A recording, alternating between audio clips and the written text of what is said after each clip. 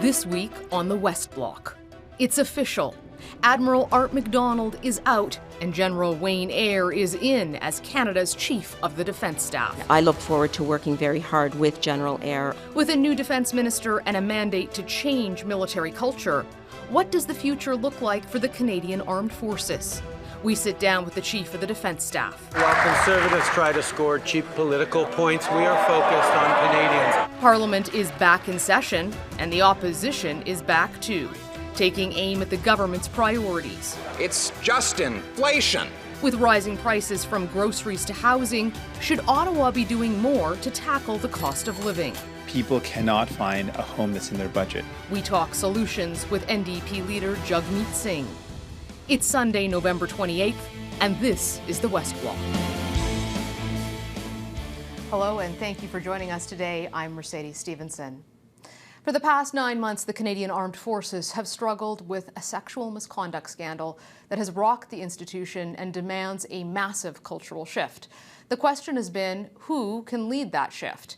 And with a new defence minister in place, the Prime Minister has also named General Wayne Eyre as his chosen Chief of the Defence Staff. General Eyre joins me now.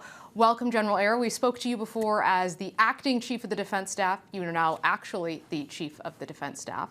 Last time I saw you, you told me you didn't want this job, but here you are. Well, I'm not sure anybody would want to have this set of circumstances, Mercedes, but I am honored to have been selected for this position, and I will do the best that I can for members of the Canadian Armed Forces and the people of Canada, because this is an incredibly important institution for our nation. What makes you the right person to lead this change? Well, I don't necessarily believe that I am the right person. And not one single person is going to be able to make the change that's required, because it's going to take a collective. Not one person has all the answers for what we need to do, and we've got to seek those solutions from wherever they may come from. And for every day that I continue to wear this uniform, I'm going to strive to make this institution better.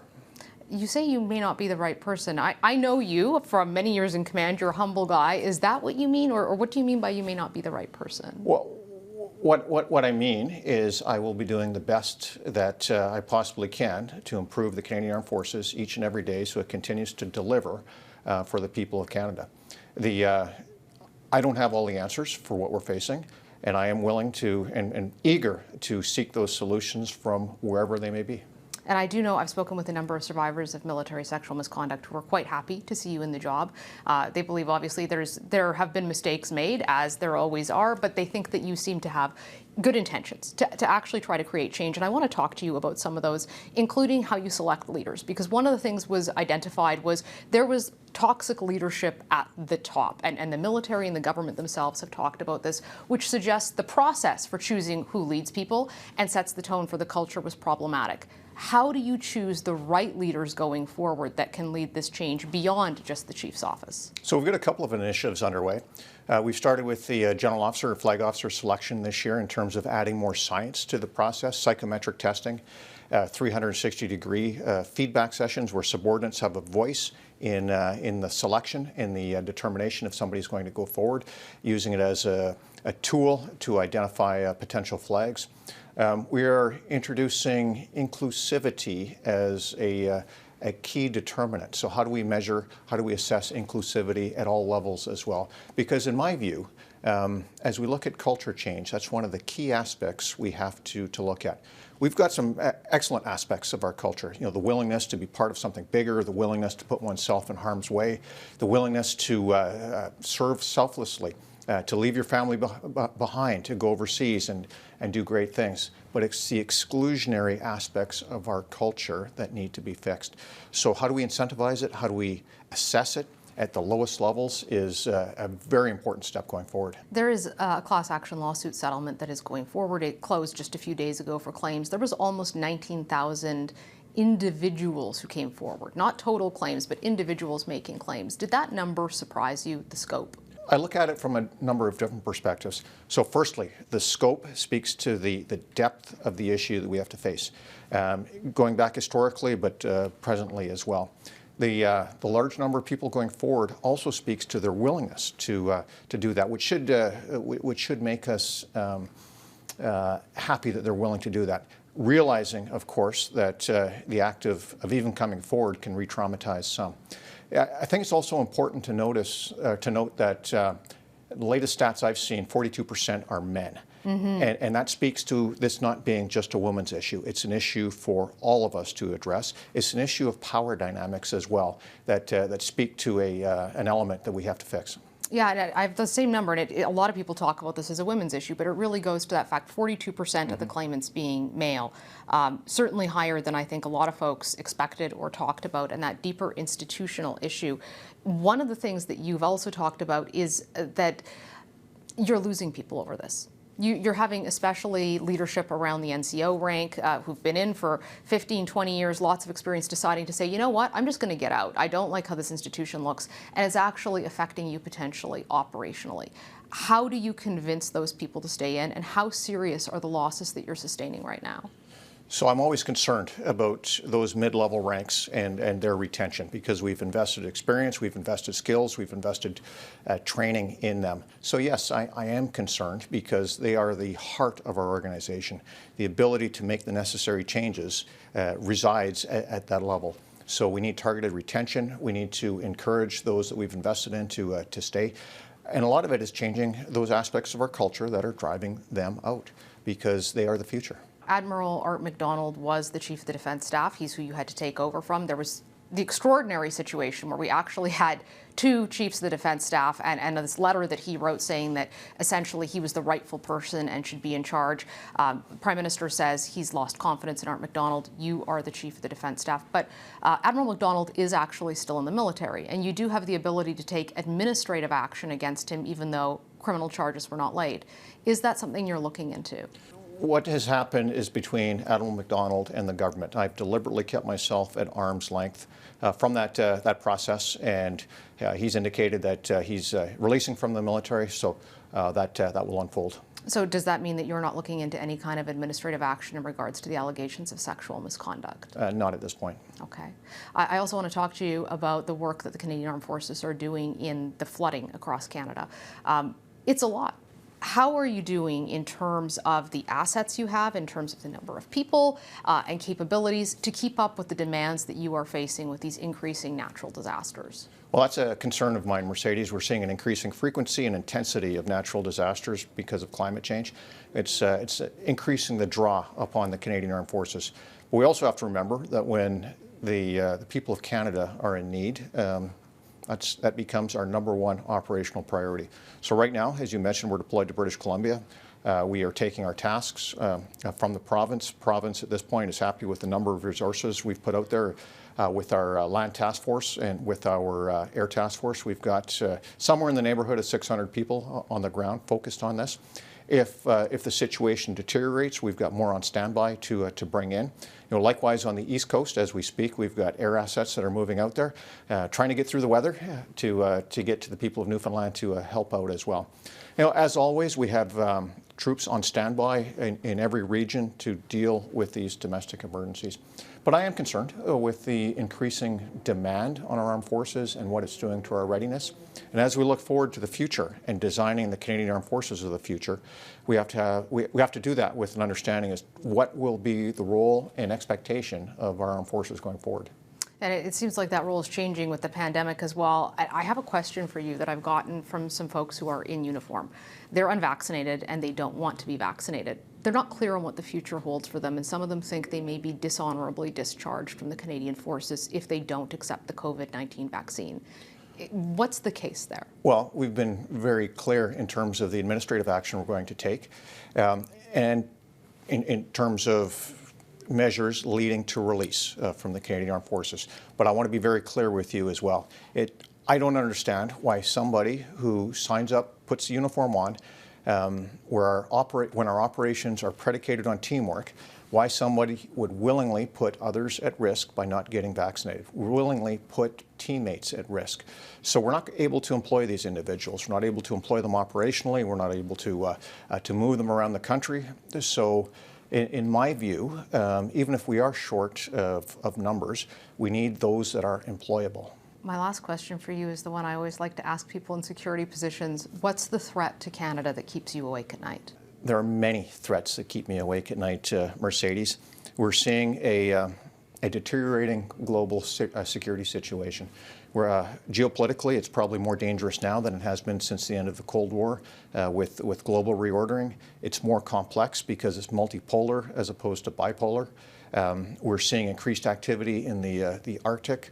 The threat of climate change, of course, we see unfold every day, not just in terms of natural disasters, but population migrations as well, and what conflict that may spur.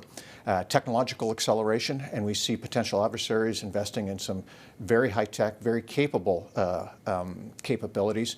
We see the continued proliferation of violent extremist organizations and extremist ideology, not just overseas, but here in our own country as well. In our own country, and indeed in all liberal democracies, we're seeing a polarization of societies. We're seeing traditional liberal democratic institutions under increasing threat. So you mix that all together, it's a very dangerous world out there. And we are going to see the Canadian Armed Forces called upon more and more. Canada's going to need us unlike ever before. That's why fixing our culture and underpinning our culture that will underpin our operational effectiveness going into this much more dangerous world is an imperative right now. You mentioned the geopolitical situation, so I was to ask you in particular about China and your concerns there. Well, we're seeing China becoming increasingly aggressive, trying to impose its worldview on many of its neighbors, upend the rules-based international order. That's got to be a concern. That's got to be a concern for many. So protecting that rules-based international order that has served the globe so well over the last 7 decades has got to be a priority. General Eyre, thank you so much for joining us today. We appreciate your time and congratulations on the new job. Well, thanks, Mercedes. Thanks for the opportunity to speak. Up next, we'll speak to NDP Leader Jagmeet Singh about the rising inflation rate in Canada and cost of living. He says creating more affordable housing is one solution.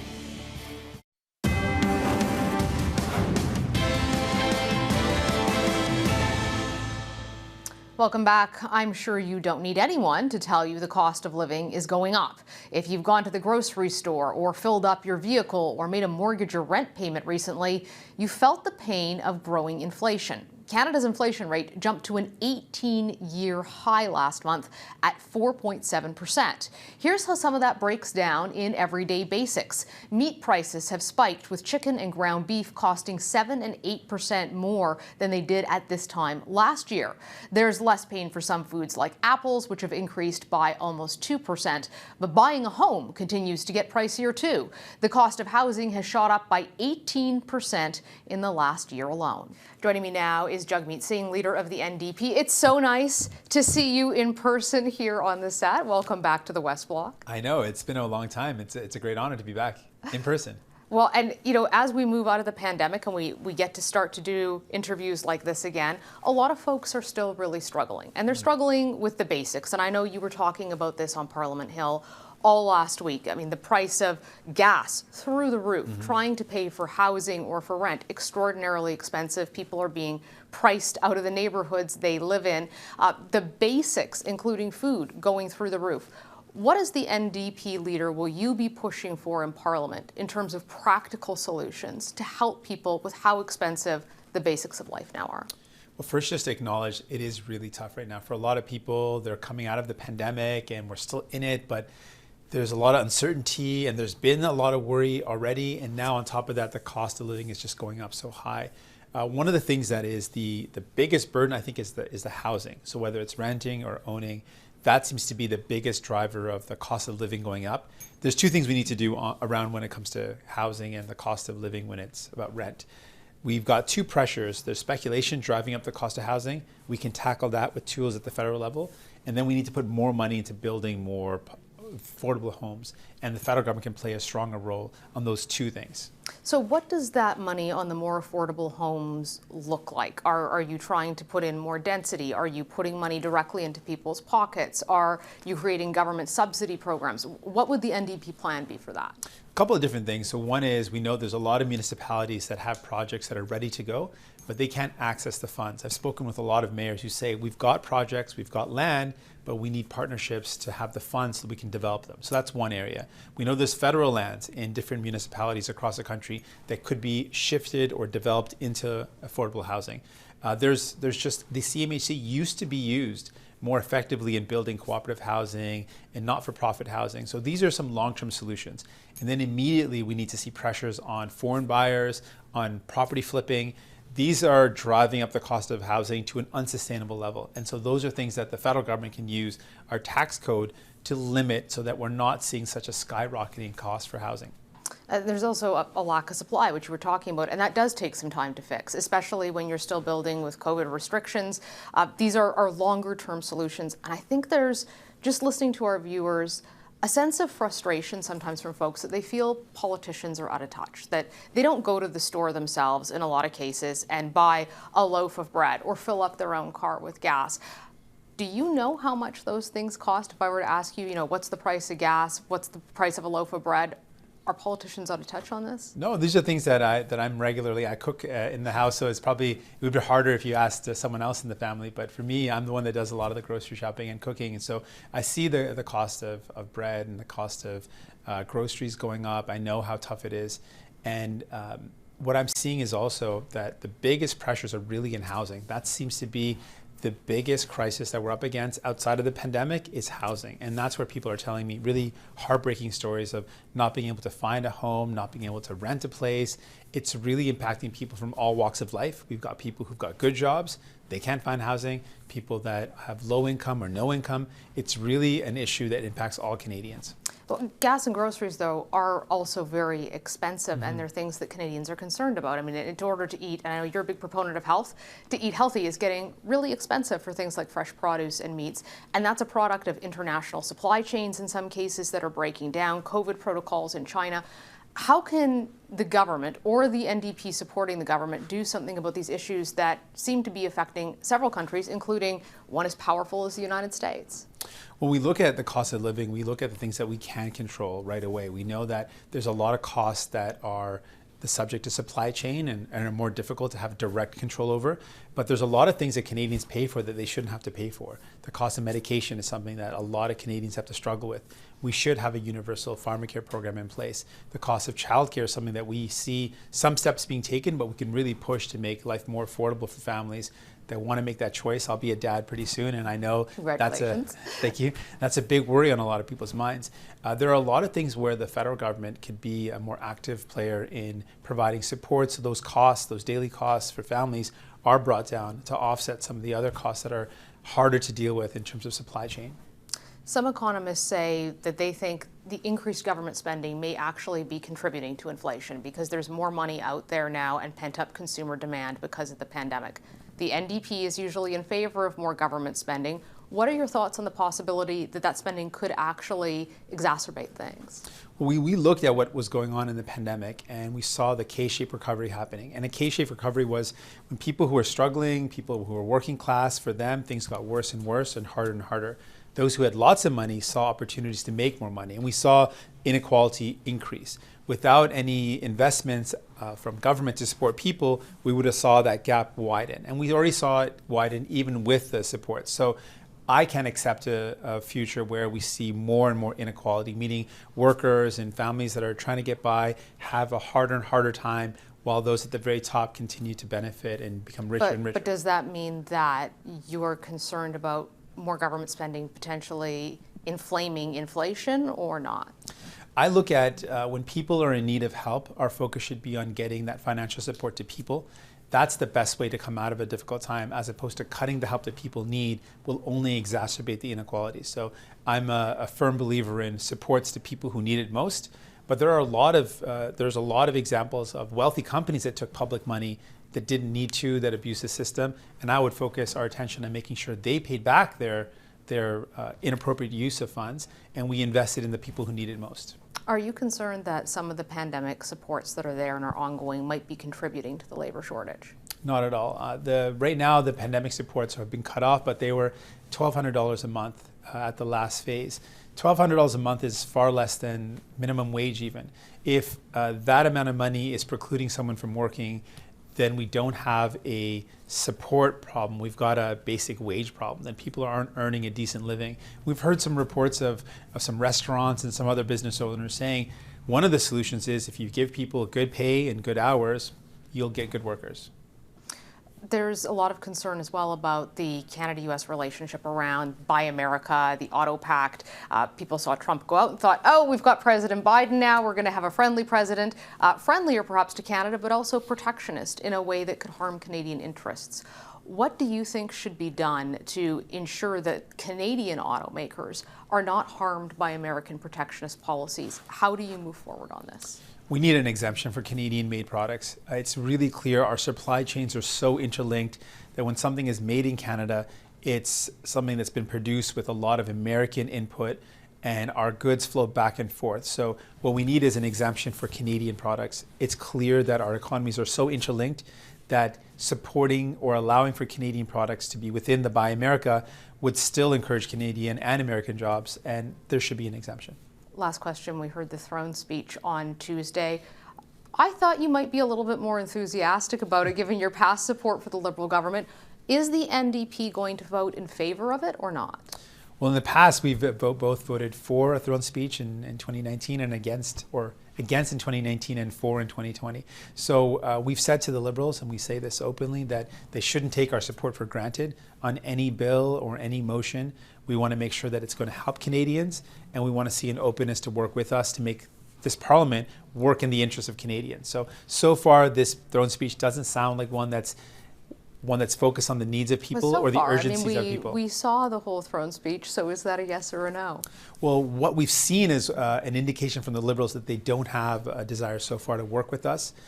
They've indicated that in that throne speech, major things that we need, a housing crisis, there's not the urgency required to deal with it. On healthcare, no pharmacare or dental care. Some of the key things that we want to see happen are not in that. And so that's not a throne speech that indicates to us so far at this point that they want to work together. Unless you get certain requirements like pharmacare, it's a no. Well, unless we see a willingness to solve some of the problems that people are going through, we'll look at that and then reconsider. But so far, this doesn't look like a desire to really work with us. NDP Leader Jagmeet Singh, thank you for joining us today, sir. Thank you. We'll be right back after the break.